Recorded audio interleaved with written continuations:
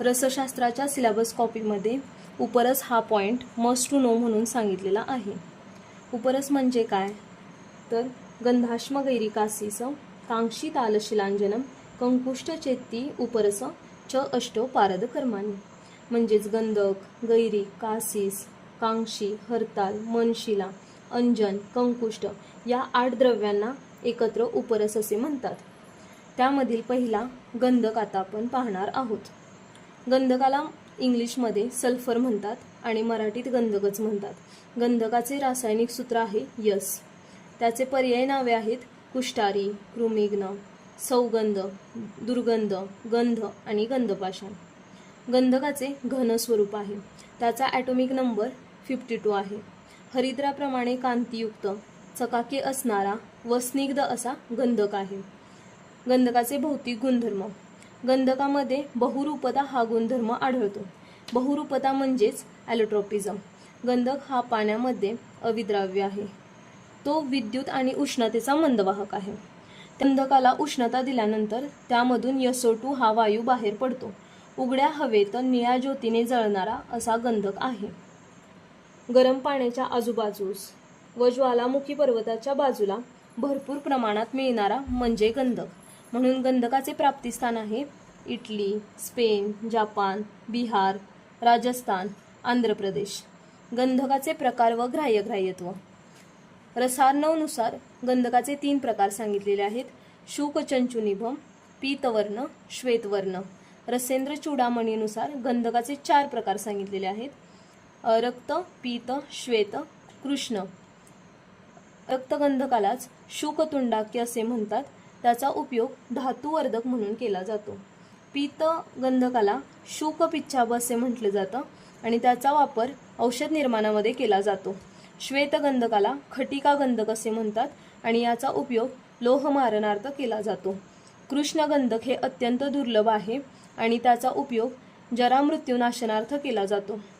गंधकाचे अन्य भेद 2 सांगितलेले आहेत. अम्लसार आणि पिंड. पिंड जे आहे ते बाह्य प्रयोगार्थ वापरलं जातं आणि अम्लसार जे आहे ते अभ्यंतर प्रयोगासाठी वापरलं जातं. गंधकाचे शोधन. गंधकाचे शोधन कसे केले जाते तर एका लोहपात्रामध्ये अशुद्ध गंधकाच्या वजना इतके गोघृत घ्यावे. त्याला मंदाग्नी द्यावा. गोघृत वितळल्यानंतर अशुद्ध गंधकाचे चूर्ण जे आहे ते त्यामध्ये घालावे. उष्णतेमुळे गंधक द्रवीभूत होईल.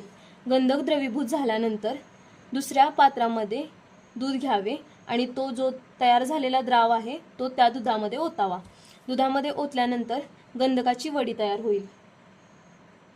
ती वडी उष्ण जलाने धुवून घ्यावी आणि सुकवावी. सुकवल्यानंतर त्याचे चूर्ण करावे आणि ही प्रक्रिया 3 वेळा करावी म्हणजे गंधकाचे शोधन होते.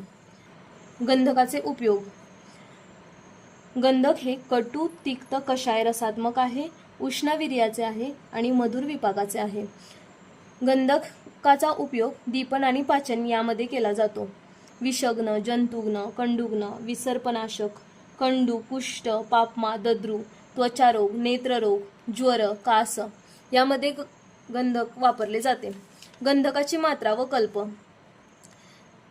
गंधकाची मात्रा 1 ते 8 गुंजा सांगितलेली आहे. गंधकाचे विविध कल्प केले जातात. त्यामधील गंधक धृती, गंधक रसायन, रसपरपटी हे काही कल्प आहेत. गंधकाचे अनुपान. दुग्ध आणि गोघृत हे गंधकाचे अनुपान सांगितलेले आहे. गंधकाचा एक विशेष गुण आहे ज्याला शुल्बारी असे म्हटलं जातं. शुल्ब म्हणजे ताम्र आणि अरी म्हणजे शत्रू. ताम्राचा जो शत्रू आहे तो म्हणजे गंधक. असं का म्हटलं आहे तर गंधक आणि ताम्र जेव्हा एकत्र तापवले जाते तेव्हा त्या ताम्राचे भस्म तयार होते म्हणून गंधकाला शुल्बारी असे म्हटले आहे. आता गंधकाचे आपण पर्याय, स्वरूप, भौतिक गुणधर्म, प्राप्तिस्थान, प्रकार आणि ग्राह्यत्व, शोधन, उपयोग, मात्रा, अनुपान हे बघितलेलं आहे. आता त्यानंतर आपण बघणार आहोत गैरिक. गैरिकला इंग्लिशमध्ये हिमॅटाइट म्हणतात आणि मराठीमध्ये गेरू म्हणतात. गैरिकाचे रासायनिक सूत्र आहे Fe2O3. गैरिकाचे पर्यायी नाव आहे रक्तधातू, लोहधातू, गैरेय, रक्त, गिरीज. त्याचे स्वरूप लाल वर्णाचे आहे. तो आकाराने ओबडधोबड आहे.